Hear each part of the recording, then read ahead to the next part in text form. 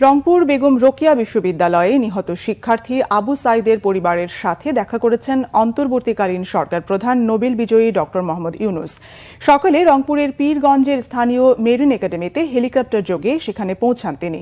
পরে নিহত আবু সাইদের গ্রামের বাড়ি মদনখালী ইউনিয়নের বাবুনপুর গ্রামে যান তিনি।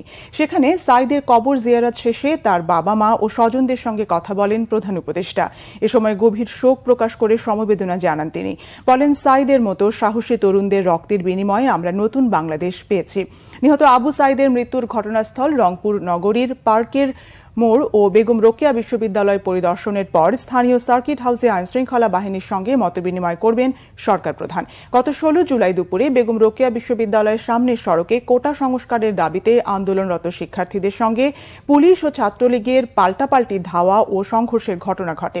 এ সময় পুলিশের সামনে প্রতিবাদ করে চাঞ্চল্যের সৃষ্টি করেন আবু সাইদ। প্রতিবাদরত অবস্থায় তাকে খুব কাছ থেকে গুলি করে হত্যা করা হয়। আবু সাইদের এই হত্যাকাণ্ড সারা দেশে আলোড়ন তোলে এবং বৈষম্য বিরোধী ছাত্র আন্দোলনের কর্মসূচিতে নতুন গতি আনে।